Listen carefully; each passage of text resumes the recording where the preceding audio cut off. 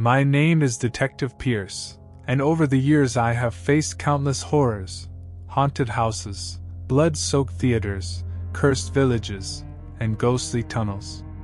Yet, no matter how many terrors I uncover, I've learned one truth: evil often hides in the most ordinary of moments. It was on a warm summer afternoon, when I joined some close friends for a picnic in the woods, that I would once again find myself in the middle of something far darker than anyone expected. The day had started innocently enough. We drove into the forest just outside the city, following a narrow dirt road until the trees swallowed the world around us. Sunlight filtered through the canopy, and the air smelled of pine and damp moss.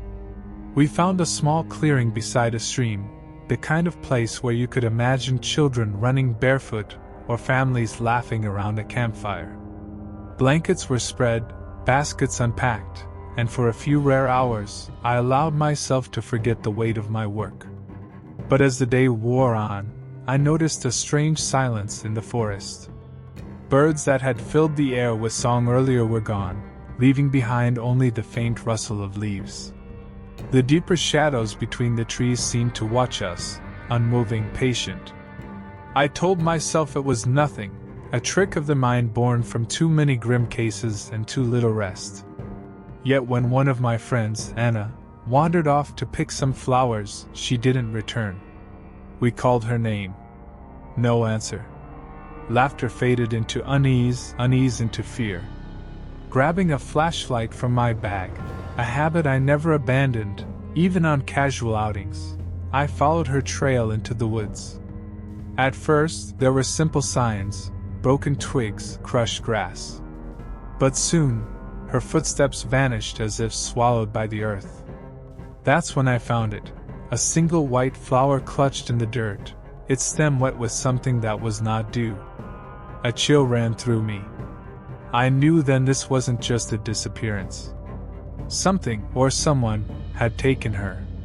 The sun was sinking quickly, and with it, the forest transformed into a labyrinth of shadows. The others gathered close, their faces pale, begging me to find her. And so, once again, I stepped willingly into the unknown, guided only by the beam of my flashlight and the dreadful feeling that the woods around us were alive and hungry. The deeper I moved into the forest, the more it seemed to resist me. The path twisted unnaturally, as though the trees had shifted when I wasn't looking. My flashlight beam trembled over the bark, and that's when I saw it. Symbols, carved crudely into the trunks, circles interlocked with jagged lines, all stained dark as though ink, or blood, had been smeared across them. They were fresh. Someone had made these marks recently. I knelt, examining the ground. No sign of Anna's footsteps, but the earth was disturbed, clawed at as if dragged by something unwilling to leave. A faint sound echoed in the distance, not quite a scream, not quite laughter. It was wrong. I pressed forward, my pulse quickening. The trees grew denser, the shadows thicker. And then, in a small hollow between roots, I found something chilling: Anna's scarf, tied into a knot and placed carefully, deliberately, as if left for me to find. A message. "Detective Pierce," a voice whispered. It wasn't behind me, nor in front. It was everywhere, carried on the wind. I froze, scanning the darkness. My friends were far behind now. I could no longer hear them calling. The woods swallowed all sound except for that voice, thin and taunting. "You shouldn't have come here." For a moment, I considered retreating.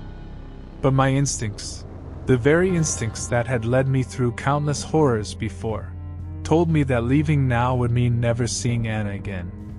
And so, tightening my grip on the flashlight, I pressed deeper still. The forest around me grew colder, unnaturally so. My breath steamed in the air. Branches twisted into shapes that resembled skeletal hands reaching down. And there, ahead in the darkness, I saw a faint glow, firelight. A circle of candles. And in the center of that circle, something moved. The glow from the candles flickered unnaturally, casting tall, distorted shadows that stretched across the trees like elongated figures. As I drew closer, the ground beneath my boots felt soft, too soft. Looking down, I realized I was walking over scattered feathers, small bones, and something else that made my stomach tighten: torn scraps of clothing. Anna's jacket sleeve lay just inches from the candle circle. I steadied myself, forcing back the rush of dread, and stepped closer.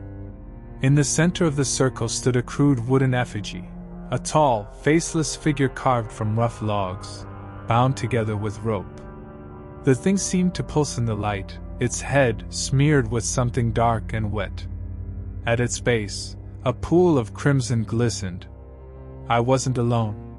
The hair on my neck rose before I even heard it, the sound of breathing, ragged, strained. Then, shapes began to emerge from the darkness beyond the circle, figures draped in rags, faces covered by crude masks made from bark and animal skulls. Their eyes, the only human part visible, gleamed faintly in the candlelight. They began to chant, low and guttural, in a language I couldn't recognize. The sound resonated in my chest, like vibrations from deep underground. And then I saw her.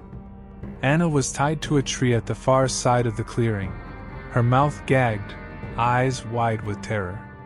She shook her head violently when she saw me, as if to warn me away. One of the masked figures stepped forward, raising a knife, long, rusted, its edge jagged like teeth.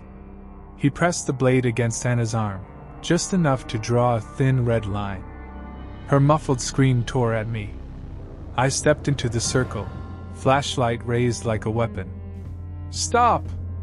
My voice cracked through the air. "This ends now." The chanting ceased. The masked figures turned toward me in unison, silent still.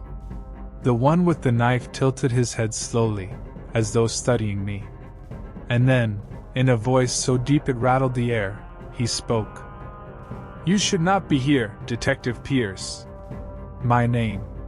They knew my name.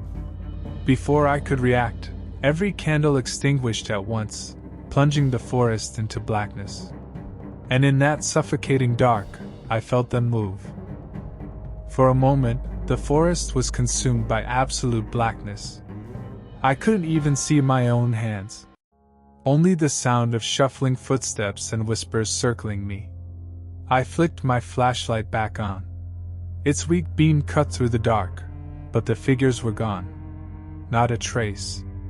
Only the crude wooden effigy remained, towering in the center of the clearing, its surface now glistening as though it was sweating blood. A sharp cry broke the silence. "Anna." I spun and saw her still bound to the tree, but something was different.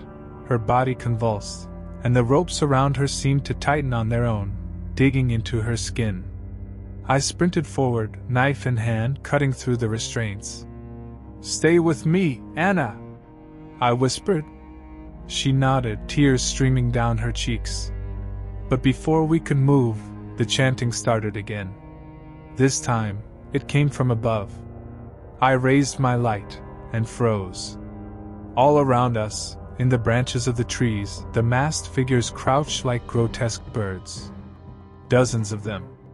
Their masks of bark and bones stared down, their heads tilting in unnatural synchronization.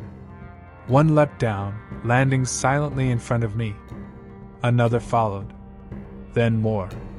They closed in, forming a circle around us. The leader, the one with the rusted knife, stepped forward.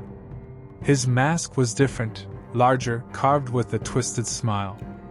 He lifted the blade and pointed it at Anna. "She was chosen," he said, voice echoing as if spoken from a cavern. "Her blood would feed the guardian." He gestured toward the wooden effigy. As if responding, the effigy creaked and shifted, its limbs groaning like old trees in a storm. Slowly, its head turned toward us. I didn't think. I grabbed Anna's hand and pulled her away, shoving through the circle of figures. One tried to block me. I struck him hard with my flashlight, shattering the mask and sending him sprawling. Beneath the mask wasn't a monster, but a man, pale, gaunt, eyes wild with fanaticism. They were human. We ran, crashing through the forest, the cultists chasing, their chants growing louder, almost hysterical. Behind us, I heard the effigy move, its wooden limbs dragging across the ground. We reached the trail where we had left the picnic site. My car was just ahead. I shoved Anna inside and turned the ignition. Headlights cut through the trees, and for a brief second, I saw them all. The masked figures stood at the forest's edge, dozens of them, perfectly still, watching. And towering behind them, the effigy loomed, its head cocked, as though memorizing my face. I hit the gas. We sped out of that cursed forest, the chanting fading into the night. Anna sobbed quietly beside me, clutching the torn ropes still wrapped around her wrists. I kept my eyes on the road, though my hands trembled on the wheel. But one thought burned in my mind. These people weren't just a cult. They knew my name. They had been waiting for me. And as I glanced into the rearview mirror, I swore I saw it, a faint glow of candlelight flickering in the darkness of the trees, following us.